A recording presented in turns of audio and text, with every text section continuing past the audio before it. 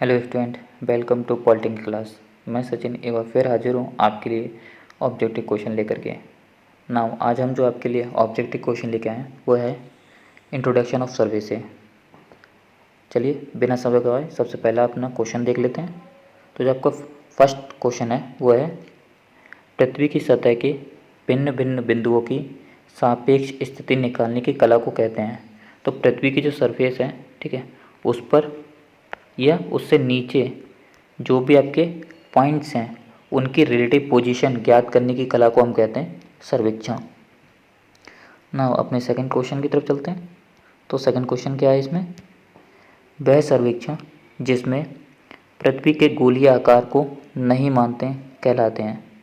तो ऐसे सर्वेक्षण जिसमें पृथ्वी की जो सरफेस है उसको समतल माना जाता है, ऐसे सर्वेक्षण आपके कहलाते हैं समतल सर्वेक्षण, प्लेन सर्वे।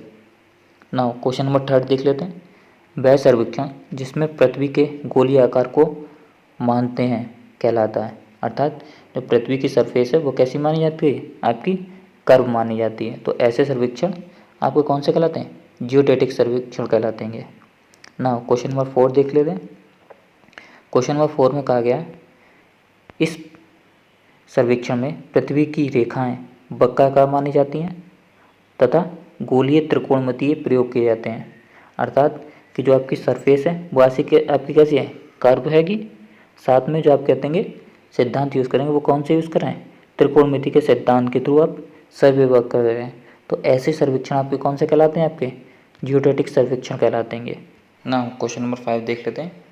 यदि सर्वेक्षण 1 सेंटीमीटर इजकल टू 30 मीटर के बराबर हो तो निरूपक भिन्न रिप्रेजेंटेटिव फ्रैक्शन होगा। तो आपका रिप्रेजेंटेटिव RF निकालने के लिए क्या करेंगे, 1 सेंटीमीटर इजकल टू 30 मीटर को, जो आपका 30 मीटर है उसको सेंटीमीटर में चेंज कर लेंगे। तो आप क्या होगा, 1 डिवाइडेड बाई 30 मीटर को सेंटीमीटर में चेंज करें कितना है, इसे 100 से मल्टीप्लाई करना पड़ेगा। तो जो आपकी RF आ जाएगी 1 डिवाइडेड बाई 3000। ठीक है। क्वेश्चन नंबर 6 देख लेते हैं। क्वेश्चन नंबर 6 में देखा है यदि पैमाना सूचक भिन्न रिप्रेजेंटेटिव फ्रैक्शन आपका 1 डिवाइडेड बाई 10,000 के बराबर है तो स्केल होगा। ठीक है। तो जितनी भी आपके स्केल दे रखे हैं इन सबको जब हम चेंज करेंगे RF में तो जो आपका ऑप्शन नंबर बी है उसकी वैल्यू आपके इस स्केल के बराबर होगी। ठीक है ना। तो ऑप्शन नंबर बी आप चेंज करेंगे तो 1 सेंटीमीटर, 100 मीटर को हम चेंज करेंगे सेंटीमीटर कितना 100, तो कितना जो है ये 10,000, तो 1 डिवाइडेड 10,000 और यही आपकी क्या RF है। तो option number B is right answer. Now question number 7 देख लेते हैं। इस पैमाने से केवल इकाई तथा इकाई का 10वां भाग ही पढ़ा जा सकता है, अर्थात जो आप कहते हैं लेंथ मेजर करेंगे वो पॉइंट के 1 अंक तक ही पढ़ सकते हैं। ठीक है, दशमलव के 1 अंक बाद तक ही पढ़ सकते हैं। तो कौन से स्केल कहलाते हैं जिसमें हम कहते हैं दशमलव के 1 अंक तक ही पढ़ सकते हैं, वो है आपका प्लेन स्केल। ठीक नाउ क्वेश्चन नंबर 8, इस पैमाने से इकाई को 100वें भाग तक पढ़ा जा सकता है, अर्थात दशमलव के 2 अंक तक आप पढ़ सकते हैं। ठीक है। तो कौन सा स्केल रहेगा ये आपका डायगोनल स्केल में हम कहते हैं दशमलव के 2 अंक बाद तक जो आपकी लेंथ है उसको पढ़ सकते हैं। नाउ क्वेश्चन नंबर 9, यदि वर्नियर के मुख्य पैमाने के सबसे छोटे भाग का मान S हो तथा सहायक पैमाने पर विभाजनों की संख्या N हो तो वर्नियर का अल्पत मापांक लीस्ट काउंट होगा। तो जो आपका लीस्ट काउंट होता है S/N। S क्या आपका जो मेन स्केल है उसका सबसे छोटा वाला भाग यानी कि उसका लीस्ट काउंट, और N क्या आपका, N आपका होगा, N आपका होता है कि जो वर्नियर या जो सहायक स्केल है, ठीक है, वर्नियर या फिर जो आपका सहायक स्केल है उसके भागों की संख्या। ठीक है, भागों की संख्या। ठीक है। तो option number C is right answer. Now question number 10 क्या है आपका, जियोग्राफिकल मैप के लिए निरूपक भिन्न रिप्रेजेंटेटिव फ्रैक्शन हो सकता है। तो आपका जियोग्राफिकल मैप है उनके लिए जो स्केल यूज़ किए जाते हैं वो 1 सेंटीमीटर इजकल टू 5 किलोमीटर से 1 सेंटीमीटर इक्वल टू 160 किलोमीटर तक यूज़ किए जाते हैं। ठीक है, जब आप 1 सेंटीमीटर इक्वल टू 5 किलोमीटर को RF में चेंज करेंगे तो उसकी जो वैल्यू है वो 1/5 लाख आएगी। ठीक है, तो ऑप्शन नंबर बी इस राइट आंसर हो जाएगा आपका। ठीक है, ना क्वेश्चन नंबर 11 देख लेते हैं। तो क्वेश्चन नंबर 11 में क्या कहा गया कि निम्न में से सबसे छोटा स्केल कौन सा है। तो हर एक को एक एक देख लेते हैं। सबसे पहला आपका क्या है 4/2 लाख। इसको जब हम चेंज करेंगे तो ये क्या आएगा 1/15,000। ठीक है, ये 1/15,000 आ रहा है। अब आपका जो ऑप्शन नंबर बी है उसको देख लेते हैं। ये आएगा 1/5,000 मल्टीप्लाई बाई 100, यानी कि ये 5 लाख हो गया। ठीक है, ये आपका मतलब ये वाला जो आपका स्केल है बी वो ए से क्या आएगा छोटा आएगा। छोटा क्यों है, क्योंकि जब इसका RF निकालेंगे तो RF वैल्यू जो आएगी वो क्या होगी आपकी कम होगी। ठीक है, या फिर आप इस तरीके से ध्यान रखते हैं कि जब इसका हर ज़्यादा होता है तो इसकी जो RF वैल्यू आएगी वो आपकी क्या होगी कम आएगी। तो जिसकी RF वैल्यू कम वही आपका स्केल क्या होता है सबसे छोटा होगा। ठीक है, तो ये ए से ज़्यादा है। अब सी को देख लेते हैं। सी को जब हम कन्वर्ट करेंगे तो वो कितना आएगा 1/50 मल्टीप्लाई बाई 100 मीटर से सेंटीमीटर। ये 1/बाई कितना है 5000। तो ये भी आपका क्या आएगा बड़ा है बी से। नाउ जो लास्ट है वो आपका कितना है 1/50,000। तो ये भी आपका क्या है बड़ा है बी से। तो ऑप्शन नंबर बी इस राइट आंसर होगा। ठीक है, नाउ क्वेश्चन नंबर 12 देख लेते हैं। तो क्वेश्चन नंबर 12 क्या है कि सर्वेक्षण का मूल सिद्धांत है, बेसिक प्रिंसिपल ऑफ सर्वे। अंश से पूर्ण की ओर, पूर्ण से अंश की ओर, हाई लेवल से लोअर लेवल की तरफ, लोअर लेवल से हायर लेवल की तरफ। तो जो हम सर्वे वर्क करते हैं वो हमेशा किधर है होल टू पार्ट करते हैं। यानी कि सबसे पहले हम क्या करेंगे, मान लीजिए आपका सर्वे फील्ड है। ठीक है, तो सबसे पहले इसके बाउंड्रीज पर हम कहते हैं सर्वे स्टेशन स्थापित करेंगे। ठीक है, और उन पर क्या है आपकी सर्वे लाइन डाली जाएंगी।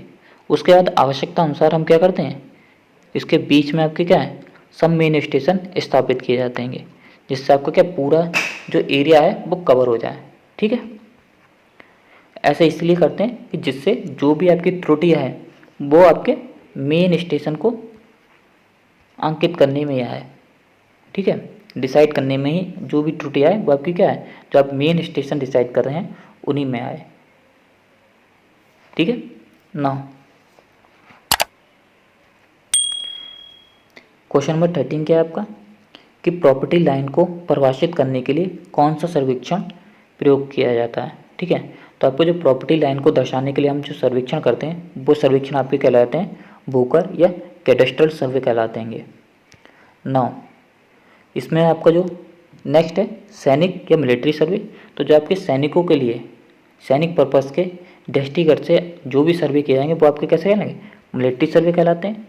इंजीनियरिंग सर्वे कौन से कहलाते हैं जो आपके इंजीनियरिंग पर्पज़ से किए जाते हैं वो आपके इंजीनियरिंग सर्वे कहलाएंगे। सिटी सर्वेक्षण कौन से कहलाएंगे जो सिटी के अंदर कंडक्ट किए जाएंगे वो आपके कैसे कहलाएंगे सिटी सर्वे कहलाते हैं। नाउ क्वेश्चन नंबर 14 देख लेते हैं। एक मापन में सही मान से अधिकतम स्वीकृत सीमा तक विचलन को कहते हैं।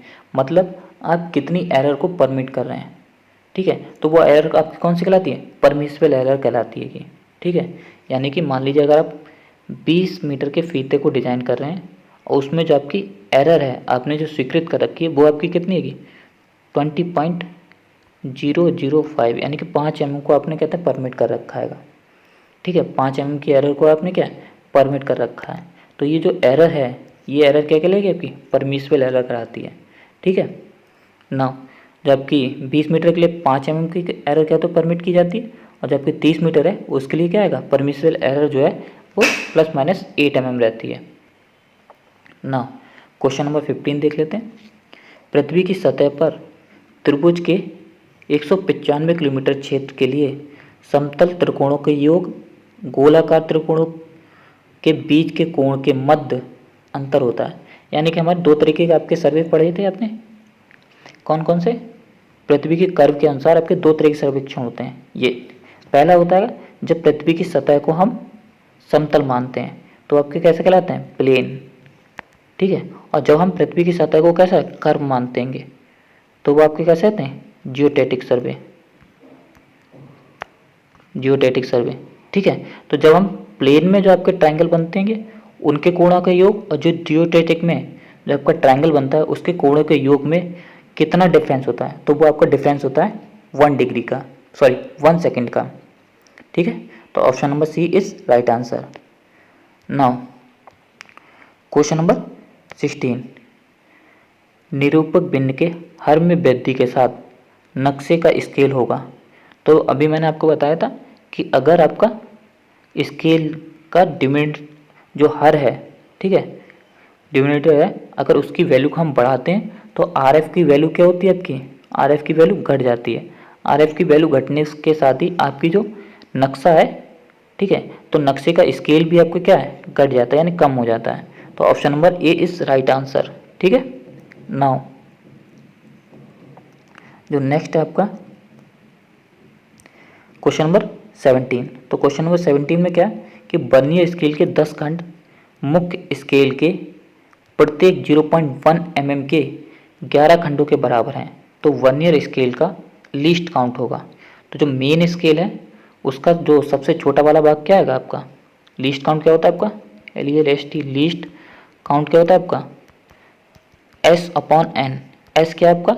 जो मेन स्केल है उसके छोटे वाले भाग की लंबाई। तो सबसे छोटा वाला भाग की लंबाई कितनी है आपकी? 0.1। और N क्या आपके?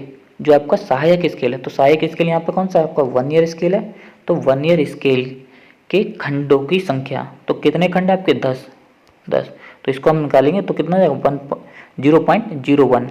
ठीक है, नाउ नेक्स्ट क्वेश्चन है इसमें आपका क्वेश्चन नंबर 18, भूगर्भीय सर्वेक्षण में दो अलग अलग जगहों पर प्लम्प लाइन यानी साहुल रेखा, जो आपका जियोटेटिक सर्वे है उसमें हम क्या मानते हैं? जो पृथ्वी की सरफेस है वो कैसी है आपकी? कर्व है। ठीक है, इस पर जब हम कहते हैं क्या होगा? प्लम्प यानी कि साहुल रेखा बनाएंगे तो वो क्या है आपकी? कुछ इस तरीके से बनेगी। ठीक है, तो जब हम इसको आगे बढ़ाएंगे तो ये क्या पृथ्वी के केंद्र की तरफ क्या आएगी? काट दिए गए, क्योंकि ये जो आपकी सरफेस है वो कर्व है, इसीलिए क्या जब अंदर की तरफ बढ़ेंगे तो ये क्या आएगी? जो आपकी प्लम्प लाइन होंगी वो क्या होंगी? पृथ्वी के केंद्र की तरफ एक दूसरे को काटेंगी ना।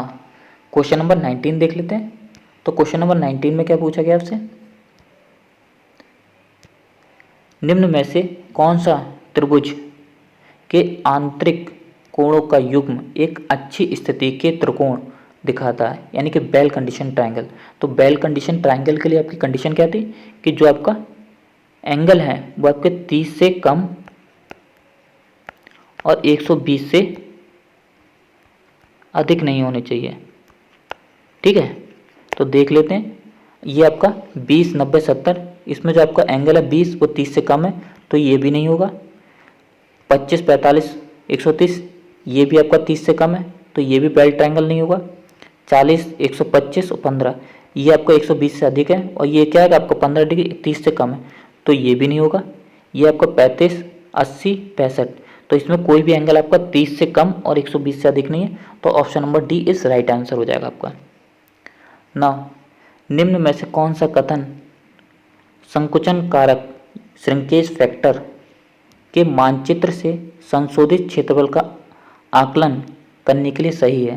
तो इसमें आपका क्या है? जो आपका श्रिंकेज फैक्टर एफ है और जो आपका एरिया है उनके बीच में रिलेशन पूछ रहा है। तो रिलेशन क्या होता है कि आपको जो श्रिंकेज फैक्टर है, जब श्रिंकेज फैक्टर है वो आपका डायरेक्टली प्रोपोर्शनल होता है ए के, लेकिन कैसे? वर्ग में। ठीक है, तो जो आपका श्रिंकेज फैक्टर का square is directly proportional to A, तो आपका option number B is right होगा। यहाँ पे क्या है? श्रिंकेज के वर्ग के समानुपाती, यानी कि जो आपका क्षेत्रफल है, करेक्ट क्षेत्रफल है वो किसके समानुपाती है? आपका एफ, यानी कि श्रिंकेज फैक्टर के स्क्वायर के समानुपाती होता है। ठीक है। नाउ श्रिंकेज फैक्टर क्या होता है आपका? श्रिंकेज फैक्टर होता है आपका जो मानचित्र में आपकी संकेज लंबाई है डिवाइडेड बाई एक्चुअल लंबाई, यानी कि shrinkage length, shrunk length upon original length, ये आपको क्या आएगा? श्रिंकेज फैक्टर कहलाता है। ठीक है। नाउ आज के लिए बस इतना ही। धन्यवाद।